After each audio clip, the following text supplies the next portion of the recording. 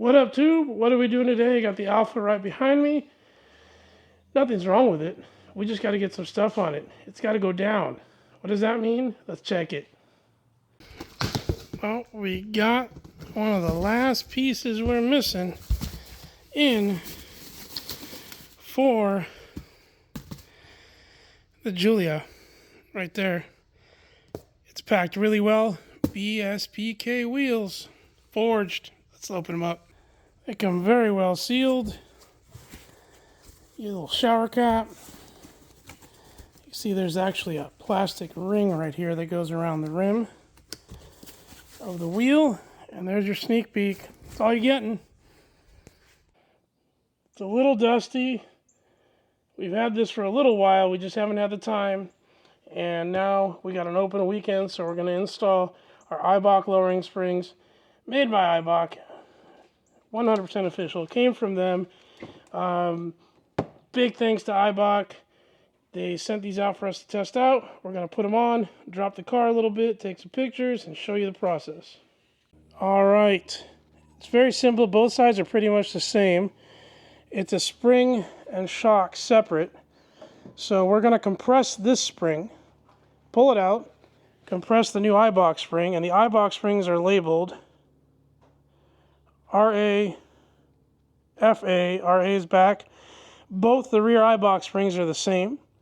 When I get it off, I'll show you how to align the isolators. This is the spring compressor we're using. That's my shoe. And this spring compressor I picked up on Amazon. I'll put the link in below. Comes with a few adapters. This is the medium one. This is the one that worked the best. And we got a trusty impact with a 21 millimeter socket. That's to tighten the spring adapter or the spring compressor. The rear is pretty simple. And there are ways of doing this where you could take the whole lower control arm down. That screws up your alignment too much. You're going to need a new alignment when you're done with the lowering springs, but we don't want to put it too much out of whack. So we're just trying to do the spring and get it. Hands dirty. And yeah, I got a helper today. That's Jackson. He's never done this before on any car.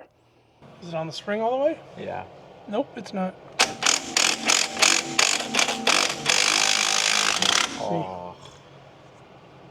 I did that on purpose to see why you don't want to not put it on the spring all the way. Oh, all right. Take 3 in a minute.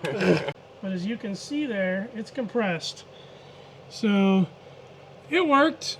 We're going to pull it out now, and then I'll show it to you on the ground. There's the OEM spring. We got it off. You can see it's very compressed. This tool works really well.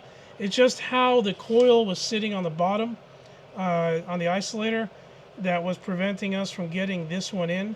So it took Jackson pushing on the top and here, holding it in place. As I slowly compressed it, the bottom arm slipped right into place where it needed to be, and then we were able to compress it, and then it just comes right out. So we're going to fit the Eibach one onto the compressor and line everything up properly. This is the OEM bottom rubber isolator, and you can see this little guy right here. It fits into the hole in there. You can see that. So make sure you line that correctly. And I'm going to show you how it looks like on the spring. Alright, this is the Eibach spring. What we're doing, and here, just so you know, it's the Eibach spring. It says it right there. This is the upper rubber isolator. You want to make sure that the spring coil is even with the little rubber stop there. That's where it needs to be. On the bottom, same thing. You want the coil on the rubber stop. And then, of course, you're going to align your little tab to the tab on the control arm. We're going to compress it and put it in. All done. That's what it looks like when it's installed properly.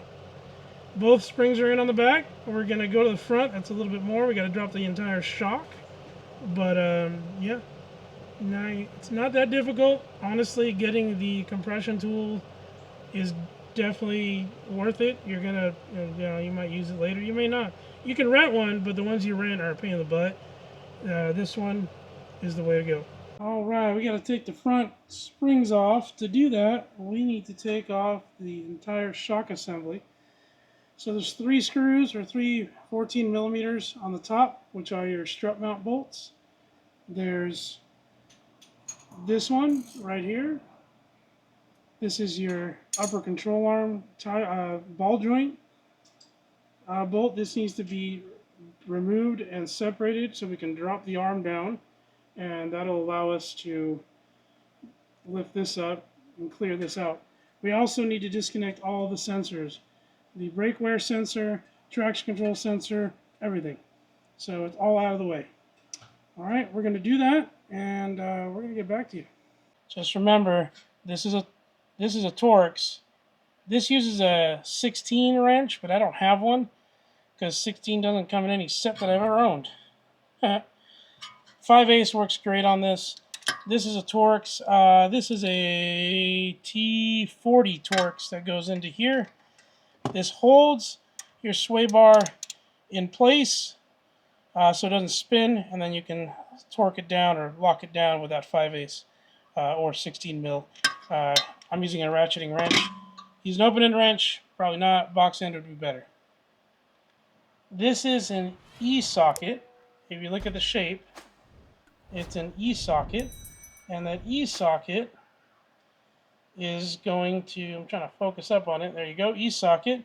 I have it in my Torx set. I'll put a whole set down in the description if you want to get on this, but this is an 18 E-socket, and the lower control arm bolt and nut, the bolt itself is an E20.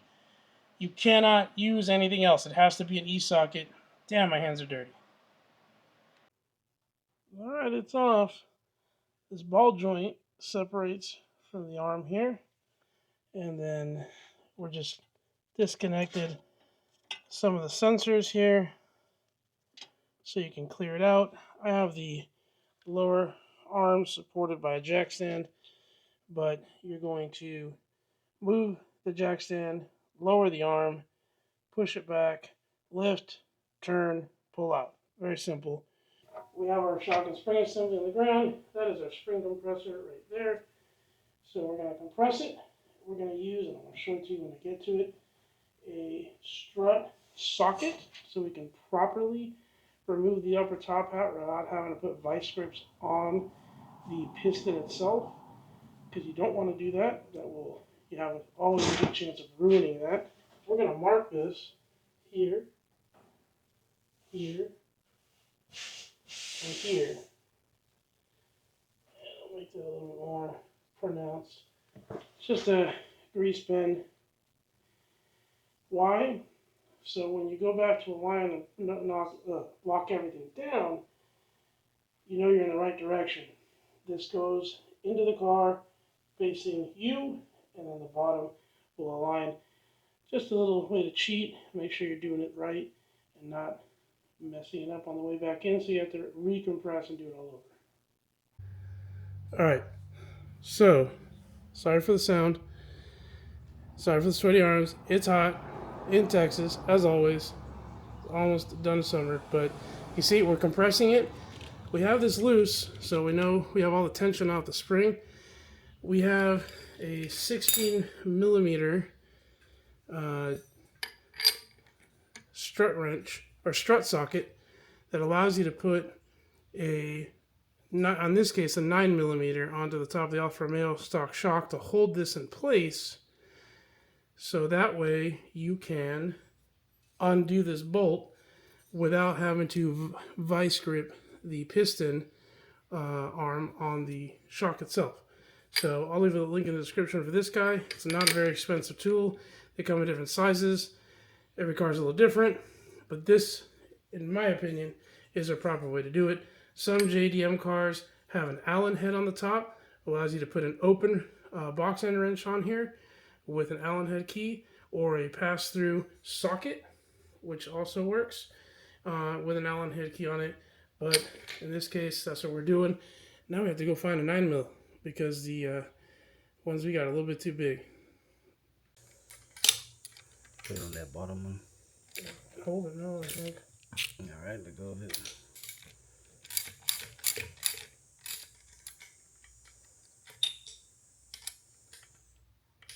Let's do it. There. So, No return. nice. We didn't break anything. All right, make sure that you line up your stops right there where my thumb is. That's one stop, and then the other one up there, that's a Carlos thumb. Yep. And then put it in. Here's the spring compressor we use. I'll put a link down in the description. It's totally worth the money. It's a really nice unit compared to the generic, two-arm unit you can rent from the parts store.